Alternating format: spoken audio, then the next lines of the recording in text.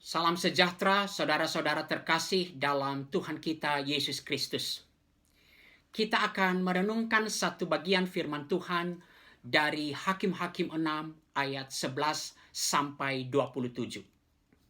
Jika kita memperhatikan narasi pemanggilan Gideon untuk menjadi hakim yang akan membebaskan Israel dari penindasan bangsa Midian, kita akan melihat suatu siklus dialog antara Tuhan dengan Gideon. Dialog pertama ayat 11 sampai 13. Kemudian datanglah malaikat Tuhan dan duduk di bawah pohon tarbantin di Ofra, kepunyaan Yoas orang Abiezer itu. Sedang Gideon anaknya mengirik gandum dalam tempat pemerasan anggur agar tersembunyi bagi orang Midian. Malaikat Tuhan menampakkan diri kepadanya dan berfirman kepadanya, "Demikian, Tuhan menyertai engkau, ya pahlawan yang gagah berani." Jawab Gideon kepadanya, Tuanku, jika Tuhan menyertai kami, mengapa semua ini menimpa kami? Di manakah segala perbuatannya yang ajaib yang diceritakan oleh nenek moyang kami kepada kami? Ketika mereka berkata, bukankah Tuhan telah menuntun kita keluar dari Mesir?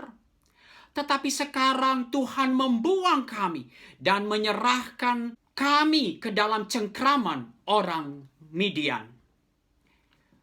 Dialog pertama antara malaikat Tuhan dengan Gideon. Malaikat Tuhan menyerukan penyertaan Tuhan kepada Gideon dan disambut dengan sinis oleh Gideon. Dialog kedua ayat 14 sampai 15. Lalu berpalinglah Tuhan kepadanya dan berfirman, "Pergilah dengan kekuatanmu ini dan selamatkanlah orang Israel dari cengkraman orang Midian. Bukankah aku mengutus engkau?" Tetapi jawabnya kepadanya, Tuanku, dengan apakah akan kuselamatkan orang Israel? Ketahuilah, kaumku adalah yang paling kecil di antara suku Manase, dan aku pun seorang yang paling muda di antara keluargaku. Seruan pengutusan Tuhan dan Gideon menyambut dengan begitu apatis. Lalu kita lanjutkan ayat 16 sampai 19. Berfirmanlah Tuhan kepadanya, "Tetapi akulah yang menyertai engkau, sebab itu engkau akan memukul kalah orang Midian itu sampai habis." Maka jawabnya kepadanya, "Jika sekiranya aku mendapat kasih karunia di matamu, maka berikanlah kepadaku tanda bahwa engkau sendirilah yang berfirman kepadaku. Janganlah kiranya pergi dari sini sampai aku datang kepadamu membawa persembahanku dan meletakkannya di hadapanmu. Firman-Nya, aku akan tinggal sampai engkau kembali." Masuklah Gideon ke dalam, lalu mengolah seekor anak kambing dan roti yang tidak beragi dari seeva tepung. Ditaruhnya daging itu ke dalam bakul dan kuahnya ke dalam periuk. Dibawanya itu kepadanya ke bawah pohon tarbantin, lalu disuguhkannya. Tuhan menyerukan jaminan penyertaannya dan jaminan kemenangan kepada Gideon, dan direspon oleh Gideon dengan permintaan tanda. Ayat 20-24. Berfirmanlah malaikat Allah kepadanya, "Ambillah daging dan roti yang tidak beragi itu, letakkanlah ke atas batu itu dan curahkanlah kuahnya." Maka diperbuatnyalah demikian. Dan malaikat Tuhan mengulurkan tongkat yang ada di tangannya, dengan ujungnya disinggungnya daging dan roti itu, maka timbullah api dari batu itu dan memakan habis daging dan roti itu. Kemudian hilanglah malaikat Tuhan dari pandangannya. Maka taulah Gideon bahwa itulah malaikat Tuhan. Lalu katanya, "Celaka aku, Tuhanku Allah, sebab memang telah kulihat malaikat Tuhan dengan berhadapan muka." Tetapi berfirmanlah Tuhan kepadanya, "Selamatlah engkau, jangan takut. Engkau tidak akan mati."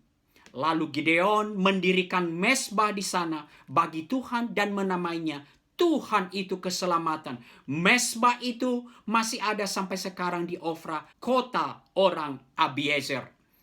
Dialog keempat ini, tanda dari malaikat Tuhan. Dan Gideon menyadari perjumpaannya dengan Tuhan. Dan Gideon mendirikan mezbah di sana dan menamainya Tuhan itu keselamatanku.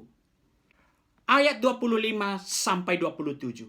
Pada malam itu juga Tuhan berfirman kepadanya, ambillah seekor lembu jantan kepunyaan ayahmu, yakni lembu jantan yang kedua, berumur 7 tahun. Runtuhkanlah mezbah Baal kepunyaan ayahmu, dan tebanglah tiang berhala yang di dekatnya.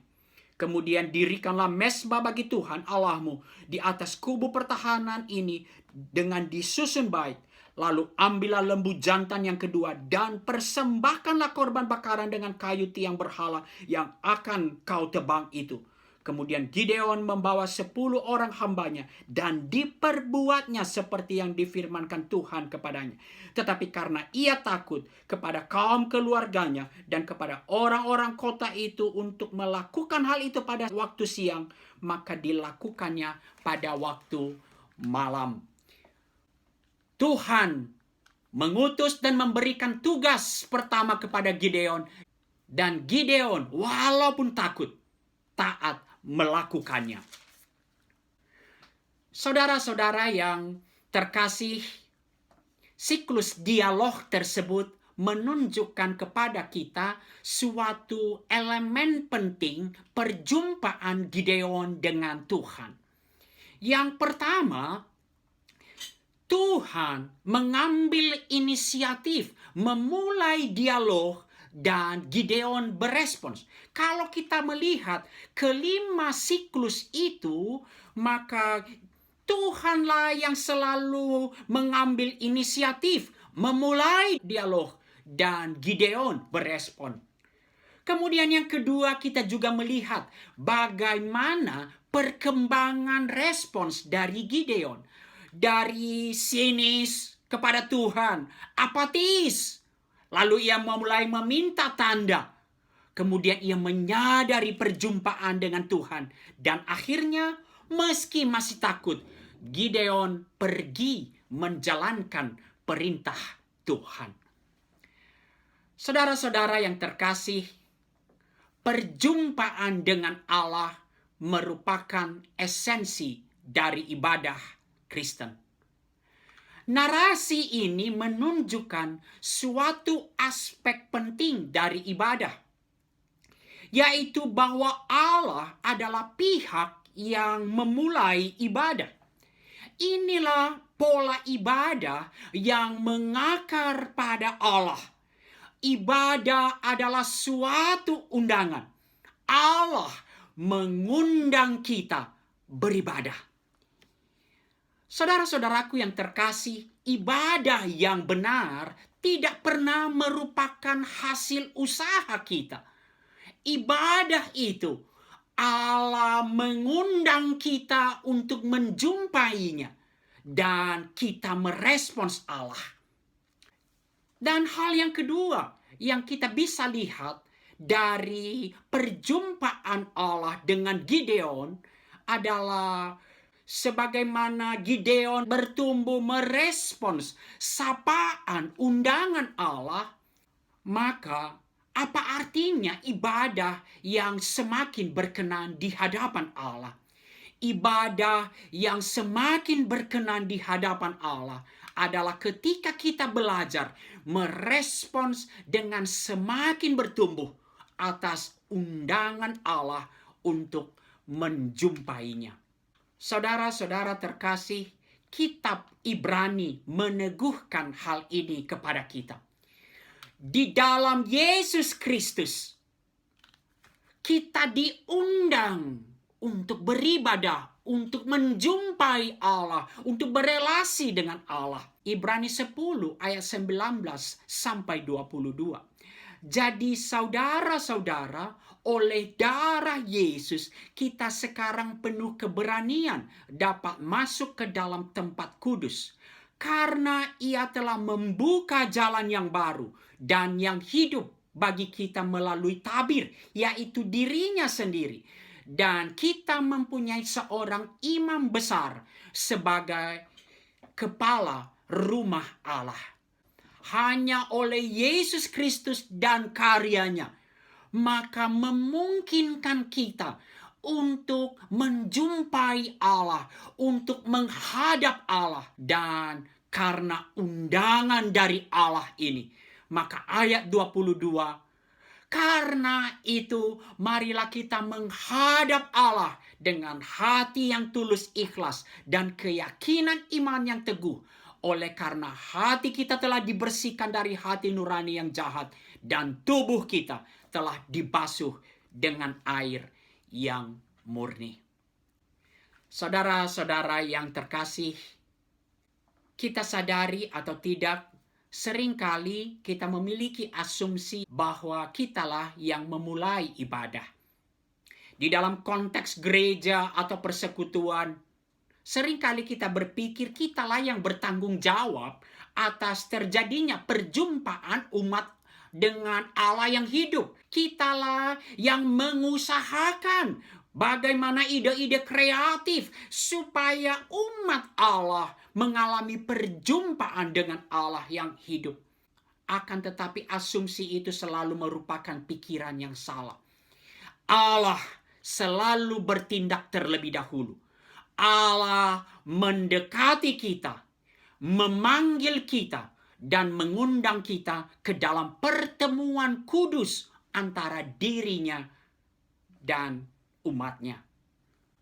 Pemahaman bahwa ibadah selalu dimulai oleh Allah seharusnya membawa implikasi atas cara kita ketika beribadah kepada Tuhan. Pemahaman itu seharusnya membawa evaluasi ketika kita beribadah kepada Tuhan. Ketika saya masuk ke dalam ruang ibadah, apakah saya datang tepat waktu atau saya membiarkan Allah menunggu? Atau di masa-masa ketika kita ibadah online, apakah kita menikmati perjumpaan dengan Allah? Apakah kita menghadap Allah dengan sikap hormat? Apakah saya hadir dengan kesiapan merespons undangan Allah atau hanya sebagai suatu kewajiban atau rutinitas? Apakah saya mempersiapkan diri untuk mengalami perjumpaan kudus dengan Allah? Apakah saya semakin bertumbuh di dalam merespons Allah? Apakah saya semakin bertumbuh di dalam ketaatan, di dalam pengutusan Allah, di dalam merespons undangan Allah kepada saya? Apakah saya menyapa Allah yang hadir di dalam ibadah? Atau saya hanya sekedar sibuk dengan aktivitas-aktivitas yang terjadi di dalam suatu ibadah? Dalam konteks umat Allah, sebagai hamba Tuhan atau para pengurus persekutuan, apakah kita membangun suatu liturgi yang menolong umat Allah menyadari undangan Allah, dan kemudian umat bertumbuh merespons undangan Allah secara benar? Narasi pertemuan Gideon dengan Allah dan Ibrani pasal 10 mengajarkan kita bahwa semua elemen dalam suatu ibadah, sejak dari awal, panggilan beribadah, panggilan untuk berhimpun, sampai kepada pengutusan, dimulai dari Allah. Allah mendekati, Allah memanggil, Allah berbicara, Allah mengutus, dan kita dipanggil untuk merespons secara benar. Pengajaran ini kiranya menjadi evaluasi terus-menerus. Apakah saya telah beribadah secara benar di hadapan Allah? Sebagai pengurus, apakah saya telah mendorong jemaat untuk merespons secara benar atas undangan dari Allah. Kiranya Tuhan menolong kita untuk bertumbuh dalam merespon secara benar undangan Allah bagi kita. Kiranya Tuhan memberkati. Amin.